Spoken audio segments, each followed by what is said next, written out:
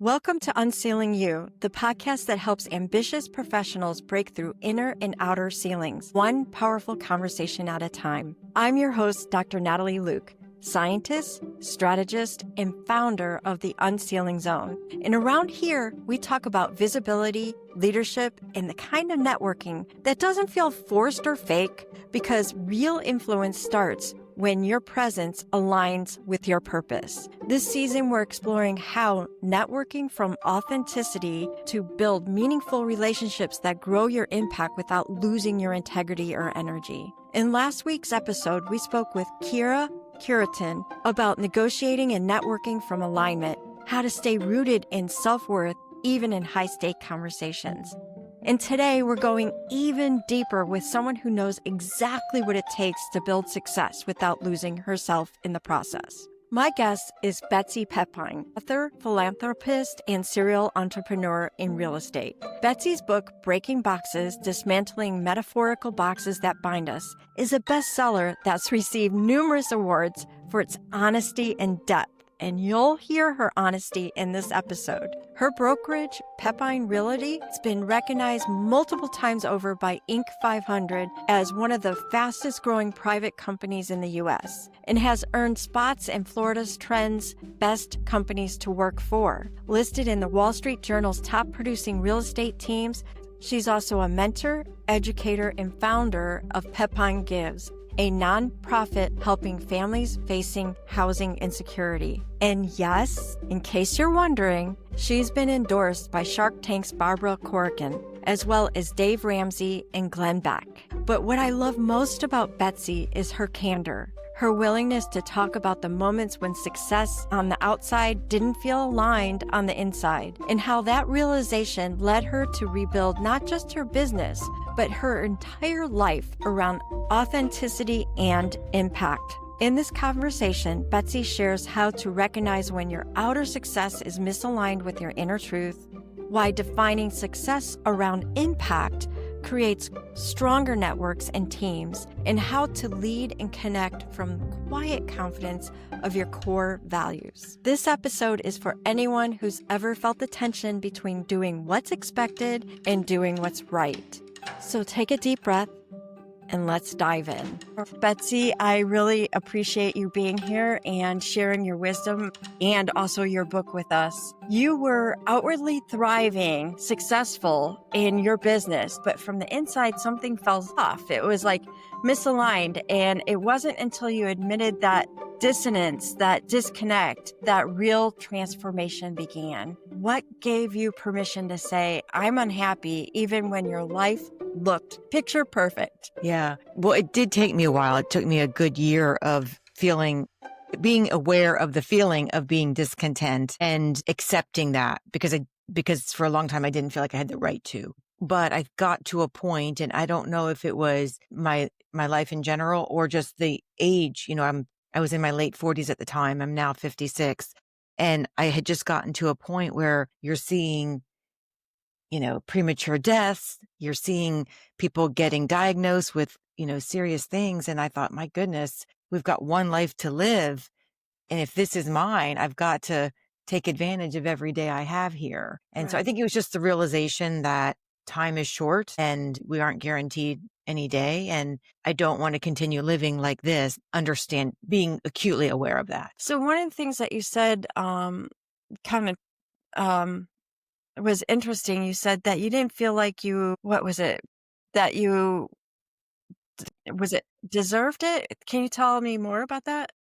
Well, I just, when we look around, we like, these are first world problems, and so I just didn't feel like I had the right to be unhappy because I had a lot of blessings in my life, and so it was almost like I was feeling that I would be ungrateful for what I had. And it wasn't that I wasn't appreciative for what I had. I was just not happy. And I felt like there was something more or something missing, that I needed to explore. But I wrestled with that for quite some time. So when you made that decision to say, okay, yeah, this is it. I have one life to live. And so I'm going to fill that thing that is asking to be filled. How Mhm. did that moment reshape your relationship with yourself? Well, it was a process and it still is. I mean, it's a journey that I think I will always be on. But I think before that, I had a tendency not to prioritize my own needs. And so I think through a lot of different modalities, meditation, yoga, therapy, EMDR, bioenergetic work, breath work.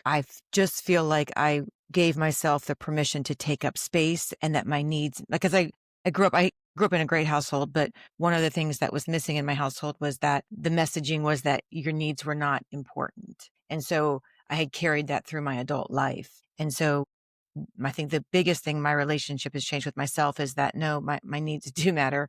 And I am the one totally responsible for having those being met. And so that was a big shift for me to acknowledge that, to be okay with that, and to be okay with other people not being okay with that. Because when you shift the dynamics, when you step into your own space, you've changed now the energy and dynamics of your relationships. And so some people don't like that, or threatened by that, choose not to be around that. And that's okay. But to be okay with that being okay.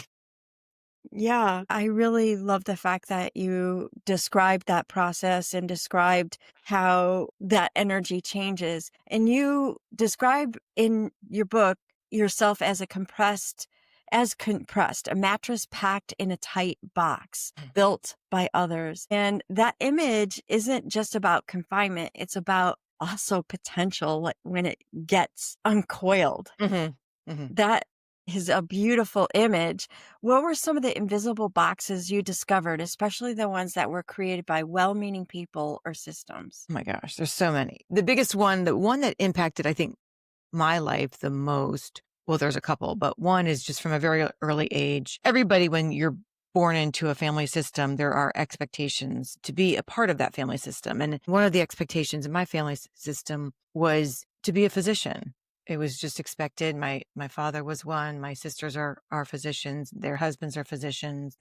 We were teed up very nicely to be one, and financially, the educational background, the volunteer opportunities I had were all leading to this path that I would be a physician. And I didn't want to be a physician. And that was very, very difficult for me to accept, because there was also some kind of belief that if you weren't one, you were less than. And so, and it was done in great for, it was done in love. My parents thought that was what the best thing, that's what you strive to be. We came in through Ellis Island, we worked hard.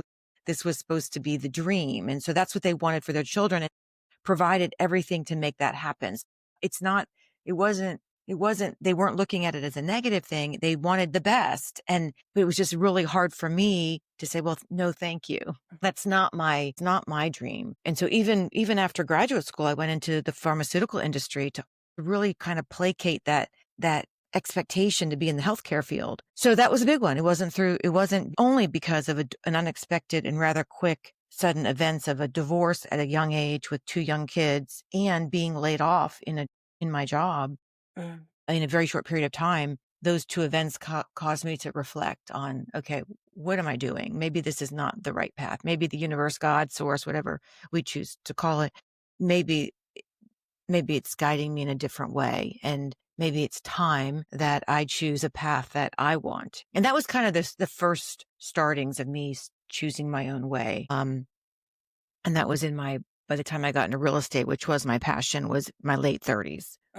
Yeah. So that was a big box for me. But everybody has, I was talking to, I was on a podcast and I was asking the host once, what boxes did he feel he had been put in? And he said in his family, the firstborn son is named, I think it was John. And he was like the fourth generation, and he had just had a son, and he had to tell his family it wasn't going to be a John. And that caused apparently an incredible rift. And it was so funny because it's like, I can't even imagine that, because that wasn't an expectation in my family. So I think we all have these kind of expectations that we're born into, and have to negotiate. And those are probably the hardest ones, because they're imprinted on us at such a young age. So it's hard. I think those are the hardest ones to overcome. Right. And I could see how that would impact his family. How was your family impacted when you went into real estate? They were, well, when I didn't go to medical school, they were very disappointed. They said I was lazy, that I was not going Mm, to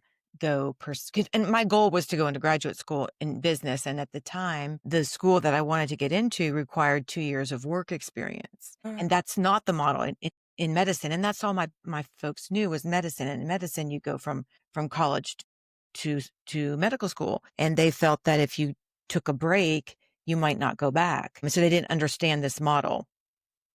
So it did, it, I mean, it was hard for them. I mean, their dream didn't come to fruition. And it did create some tension in the relationship.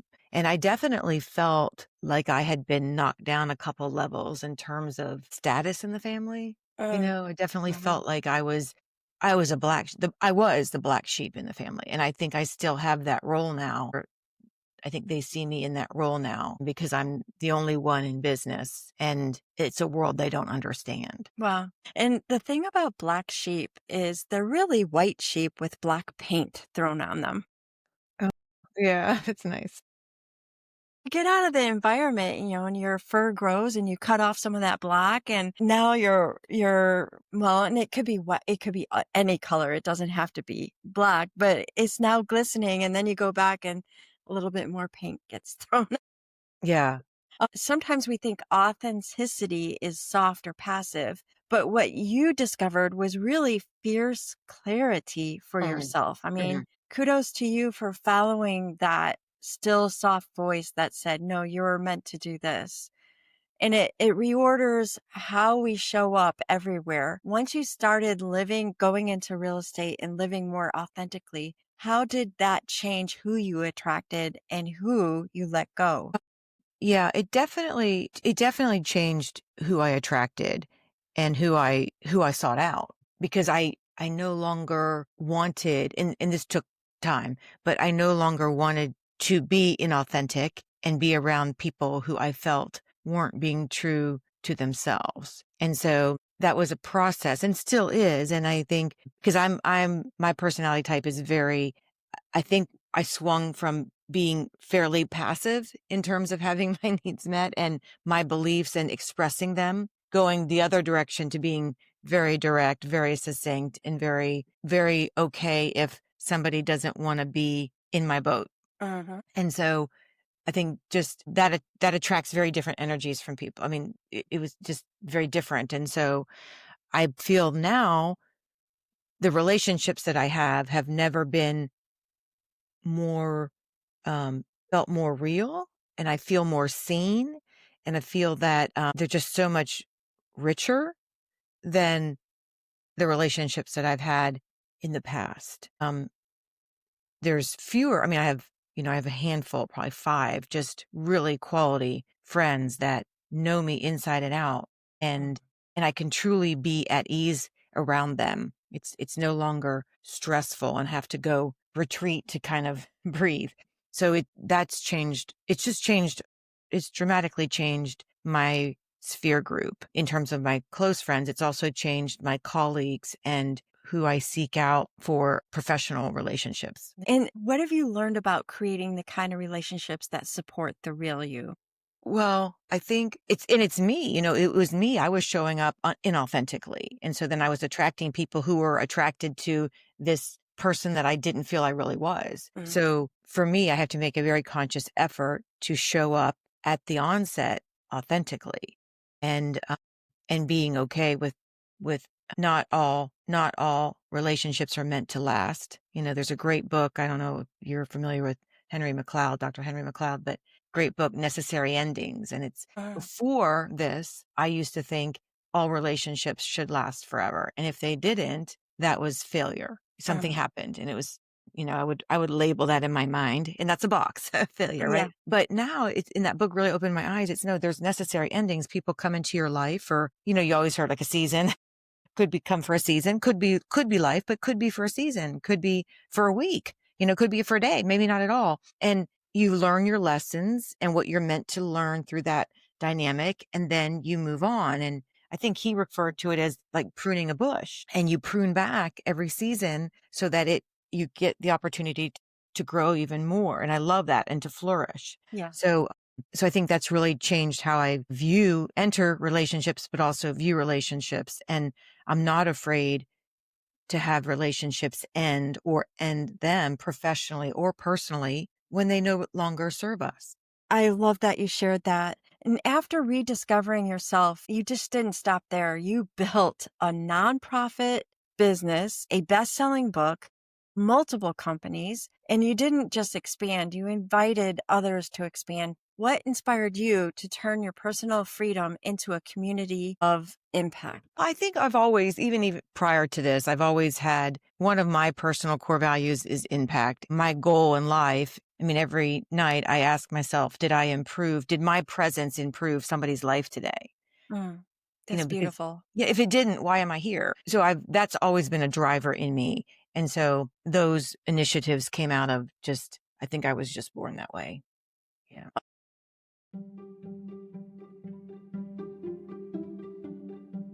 What Betsy's saying here really resonates with me. That alignment isn't just an internal experience. When you stay aligned, people feel it. It builds real trust, and that's the foundation of every strong network. It's not only trust in others, but trust in yourself. It actually reminded me of a moment in my own leadership journey when pressure pushed me to move faster, to skip steps. I had to decide whether to choose the approval of others or alignment within myself. Have you ever felt that rush? The one that says, move faster. You need to prove yourself to others and say yes, even when something inside you whispers, wait, this isn't right. There's this time when a senior leader told me to move faster with a project, to skip steps and just get it done. And every part of me wanted to please him and to cross the finish line. Boy, do I love crossing finish lines and to cross them quickly, to prove that I can deliver. But deep down, I knew if I gave in, I'd be trading integrity for approval. And we might have to do the whole project all over again, which would make the project take twice as long as it really needed to. And that's not who I am. At that time, I was also exhausted, running on adrenaline, barely sleeping.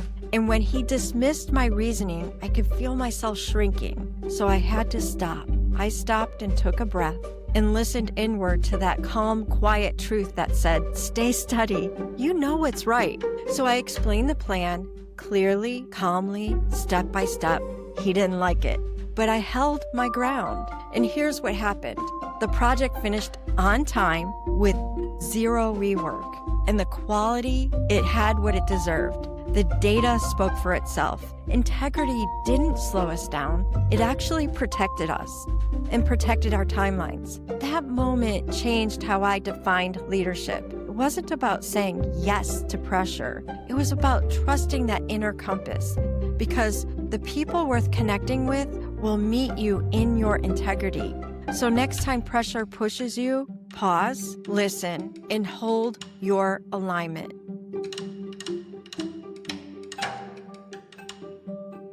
What are some of the ways that you see, or when you're tracking yourself, you say, yes, I did improve someone's life? How do you know that you've done that? Usually it's through work where I've said something like I'll say yes today because of your reaction to that quote. Like I feel like, I do feel like I know it's very small, but I feel like I impacted your life today by saying that, and you resonated with that.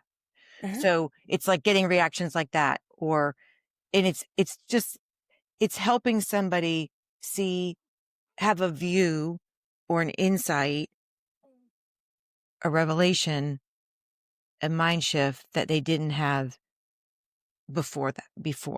And so it could be, with my real estate agents, I love showing them how to live a financially peaceful life. Has nothing to do with real estate, but I've seen my agents' lives changed through what I've shown them, both in terms of education, like we teach classes on it, but also through the way I run our companies and the way I show them how to invest their money in property. So it could be that. It could be something that an agent tells me that reverberates what I had taught them.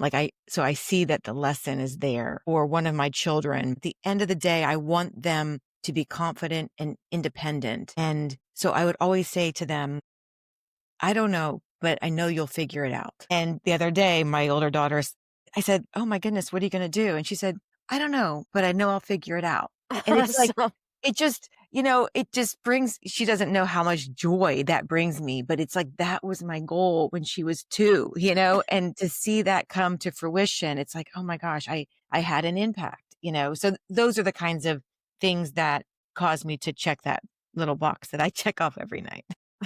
Nice. Well, you're proof that connection to self. And I want to add to that small, still voice that whispers the wisdom that is telling you what you're here for is the foundation of bold action. But bold doesn't always mean big. Sometimes Mhm. it starts with one honest decision, like the decision to track whether or not you made an impact that day. What's one small decisive move that set a whole new chapter in motion for you? Oh, when I signed up for the real estate class, just signing up. I didn't tell anybody. I hadn't been to a school I was 37 and I hadn't been to a school since my graduate school. I think I graduated in I was 24. And I was incredibly nervous just to even be in a classroom setting. But then also, real estate you don't even need a high school diploma, so I didn't want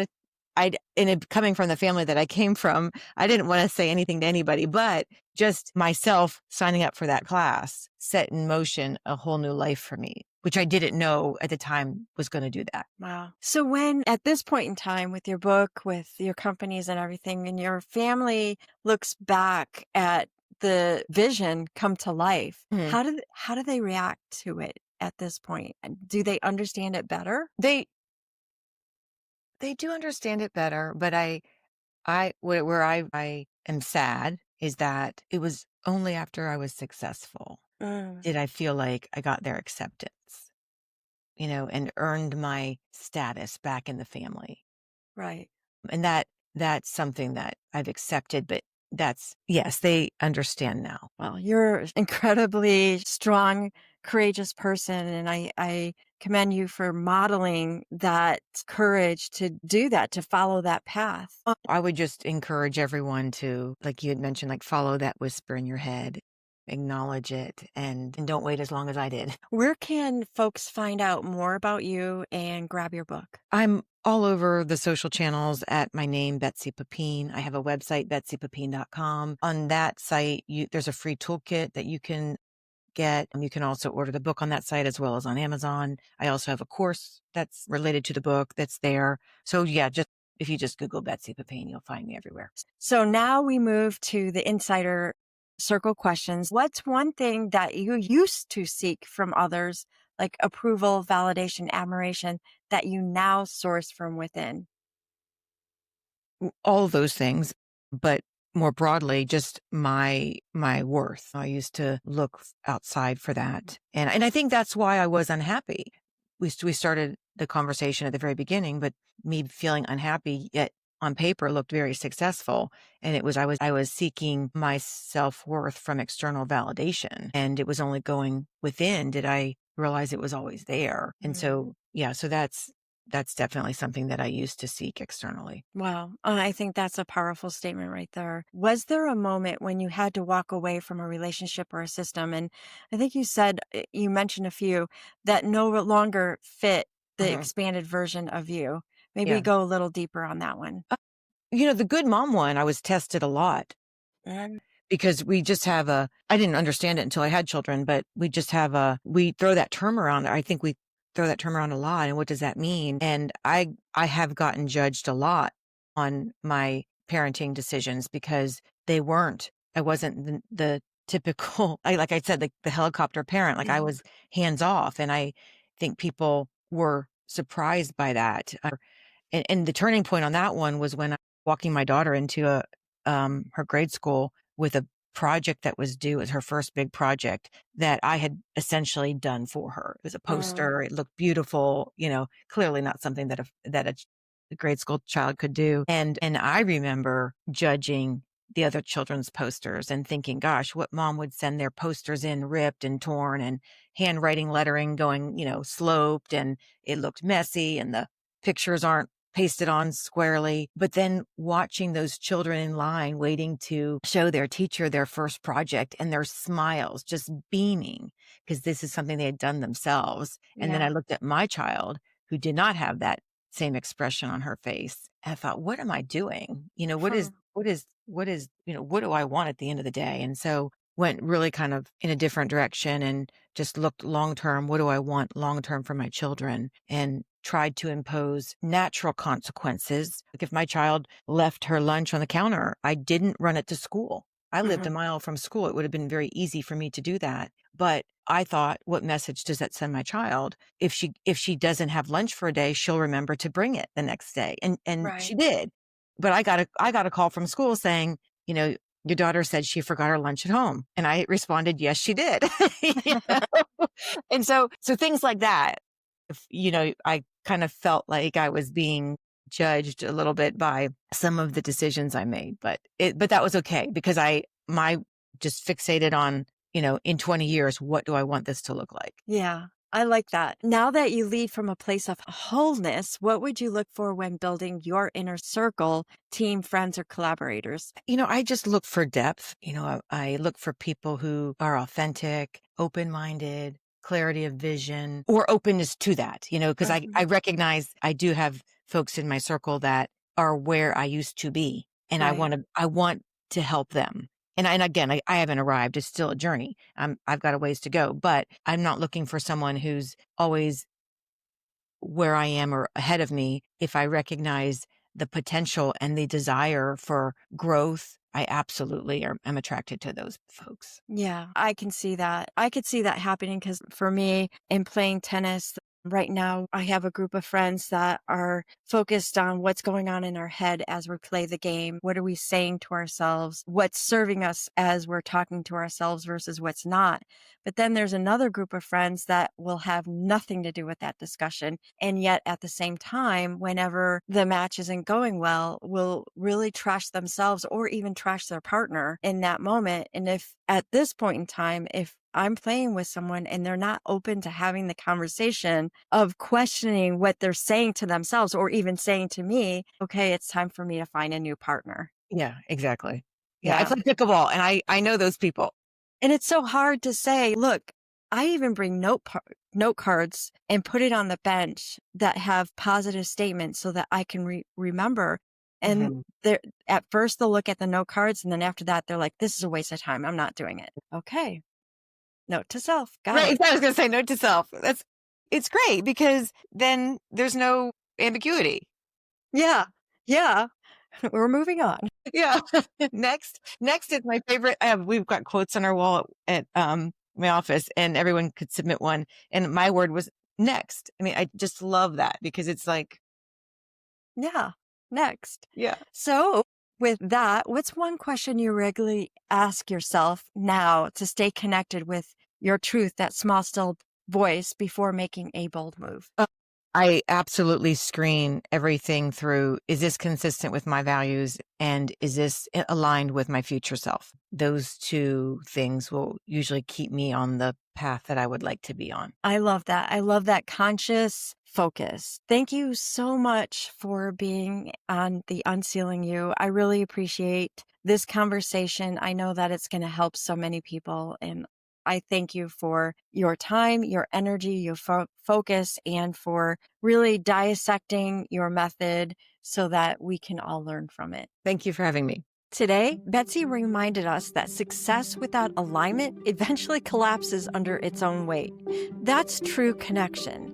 In life and in leadership, it begins the moment we stop performing for approval and start leading from our core values. We talked about listening to that small, still voice that knows when someone's off, about pausing before we rush, and about how integrity, not intensity, builds the kind of trust that lasts. So here's your reflection for today. Before you close your laptop, ask yourself, did I have impact today? Not just in what you produced, but how you showed up for yourself and for others. If you're ready to go deeper and learn how to reconnect with your purpose, reset your leadership energy, and build networks that align with your values, join the Leadership Reset waiting list. The link is in the show notes. And coming up in a week or so, we are hosting a free 5-day reset challenge for people that are under pressure. This is 5 days with short 3-minute actionable tasks you can do to stay calm under pressure and make clear, values-driven decisions, even when things seem chaotic.